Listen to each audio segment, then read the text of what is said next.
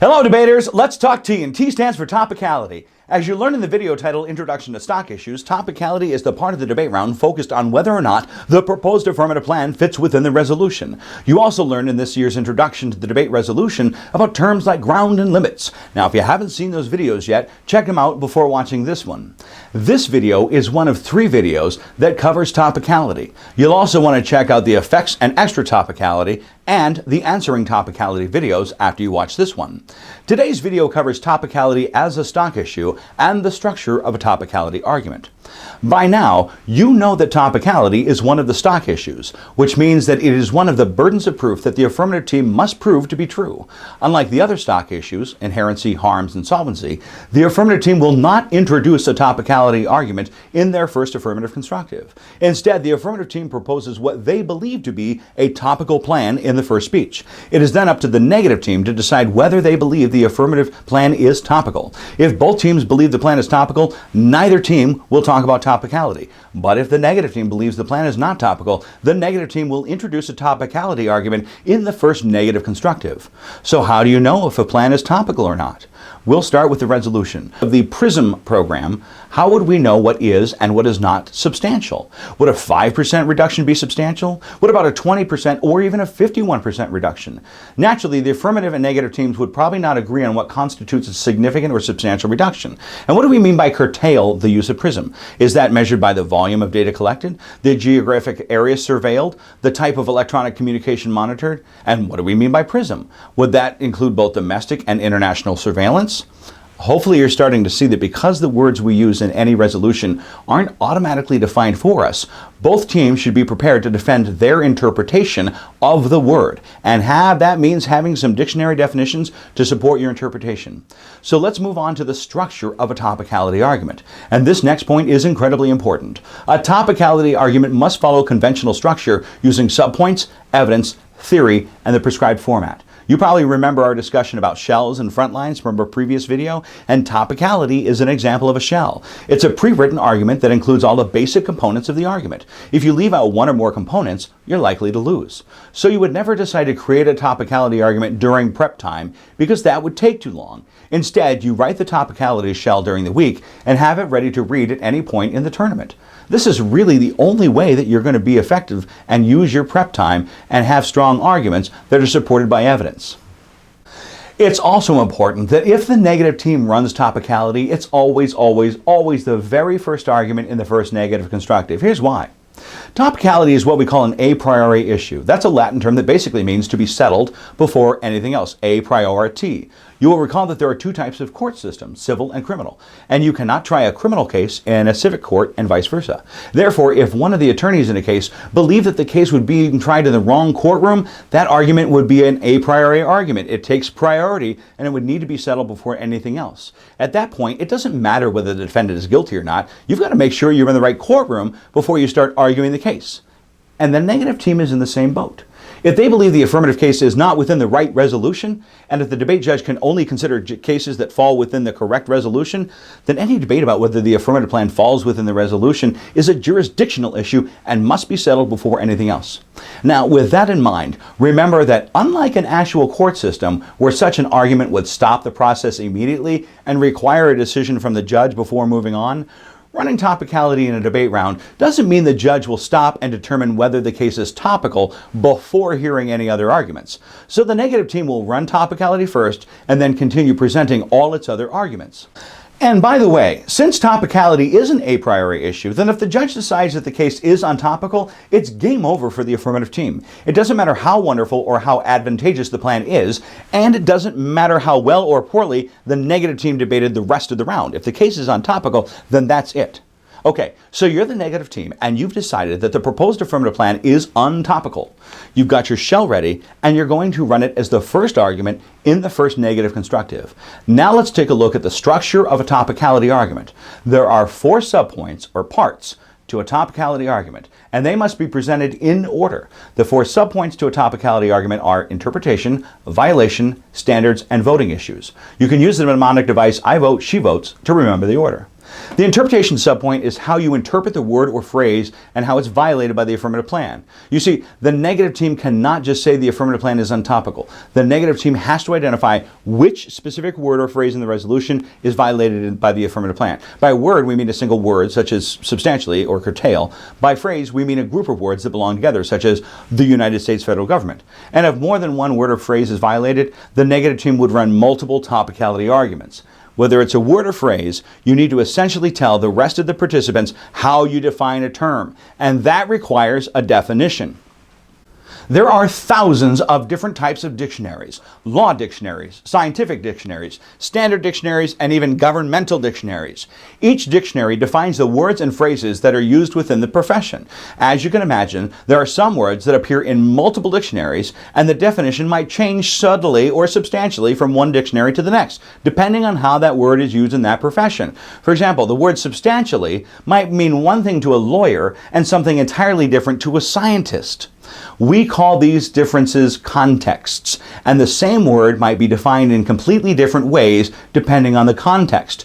For this reason, you'll want to have a variety of definitions for each word in the resolution. When you are affirmative, the definitions that allow for the most number of cases are preferred. And when you are negative, the definitions that allow for the least number of cases are preferred.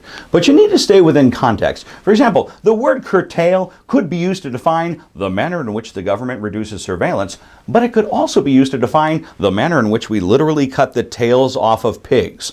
Now, the first definition is much more broad because more affirmative cases would meet that definition. And the second definition is so narrow that no affirmative case would actually meet that definition except maybe one. However, the second definition is taken completely out of context, and therefore no affirmative plan should be defined in that context. So in your interpretation subpoint, you will read a definition from a dictionary that is contextually appropriate. You do not want to read a definition that the affirmative team meets, because that is bad. The next part of a topicality argument is the violation subpoint, and it is here where the first negative speaker will describe exactly how the affirmative plan violates the definition. This can be accomplished in only a few sentences, but the goal is to be clear, concise, and convincing. By the end of the violation subpoint, everyone in the room should understand how you, as the negative team, define the word in the interpretation subpoint and why you believe the affirmative team violates the word in the violation subpoint. So let's move on to the third subpoint, standards. By standard, we mean the standard that the judge should be using to determine which definition is superior, the affirmative or negative definition. And in order to understand standards, let's talk about buying your first car. A standard is a criteria by which you measure something. In this case, we would measure which car is best for you. And you and your parents might disagree on the most important criteria. You might want a car that's visually appealing, comfortable, and fast.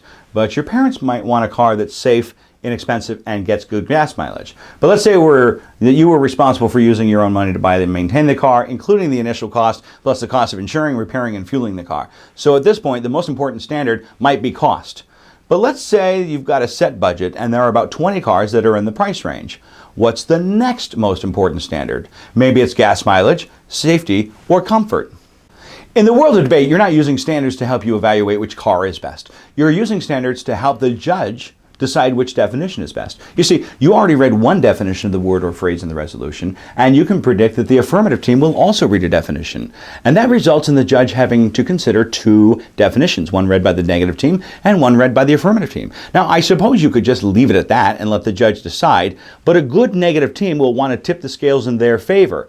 That means spending a little bit of time helping the judge to decide which definition is best. After all, if the judge agrees with how you define the word, you win. And if the judge agrees with how the affirmative team defines the word, they win. For this reason, the negative team usually reads 2 or 3 standards, so the judge has a few pathways to vote for the negative team. And if a negative team reads only one standard, and they lose that standard, then they lose the topicality argument. If they read more than one, they still have a chance of winning. Now, there are dozens of topicality standards, so we'll just talk about the 3 most common. If you understand these 3, then understanding the rest won't be too difficult. Our first standard is ground. And that means the negative team will want the judge to evaluate the 2 definitions based on which definition more equally divides ground between the negative and affirmative team. A definition that allows for thousands of affirmative plans probably allows too much affirmative ground. And a definition that allows for only 3 or 4 plans probably allows too much negative ground. The second standard is bright line. which is another way of saying that the best definition will be one that contains some very clear language that clearly excludes and includes specific affirmative plans. The third standard is predictability. This standard simply asks the judge to choose the definition that best supports a predictable number of cases. Ultimately, negative teams will want to look closely at their definition and choose one or more standards that matches that definition. You wouldn't want to read a definition that defines curtail as cutting off an animal's tail, and then choose a predictability standard, because the definition you just read results in a very unpredictable list of cases. Remember, the purpose of the standard subpoint is to give the judge a criteria that allows him or her to select the best definition, yours or the opposing team's. The final subpoint is voting issues, and this takes us back to the start of the video when we discussed how topicality is an a priori issue that must be settled before any other issue. The only problem is that your judge may not realize how important topicality is, so you may have to make it important. You have to convince the judge that topicality is the most important issue, and you have to convince the judge that he or she should vote on topicality first. Voting issues, or voters, are reasons why the topicality argument is important in the debate round. Just as we had a variety of standards to choose from, we have a variety of voters to choose from. Most teams read 2 or 3 voters, and they tend to be the same every round because they are based on debate theory, and debate theory is mostly unchanged from one round to the next. The first voter is fairness. And fairness means that the judge should prioritize fairness above everything else. This means that no matter how wonderful the affirmative plan is, it's ultimately unfair to the negative and should therefore be rejected. The second voter is education. Education means that the judge should prioritize the educational value of the debate round above anything else. An example might include an affirmative team that defines curtail as reducing smoking, and then presents some crazy weird affirmative plan that the negative team could not have predicted. The problem with this, according to the education voter, is that the whole purpose of high school debate is to learn. And if the affirmative plan makes it impossible for either team to learn, then the judge should reject it, because ultimately the education we derive from participating in debate is more important than the strategic games we play when we try to win debate. The third and final voter is jurisdiction, which means that the judge should only be able to consider affirmative plans that are within his or her jurisdiction. And the judge's jurisdiction is defined by the words in the resolution. Therefore, the judge should reject any plan that falls outside of his or her narrow resolution. So those are the 4 subpoints or parts of a topicality argument: interpretation, violation, standards, and voters. Okay, that's a lot of talk about topicality. By now you should understand the role that topicality plays in a debate round. Make sure that you review the major terms and rewind the video to watch any portions you didn't understand. Topicality. A priori issues. The structure of a topicality argument. Interpretation. Violation. Standards. Voting issues or voters. Predictability. Bright line. Fairness, ground, and finally, jurisdiction.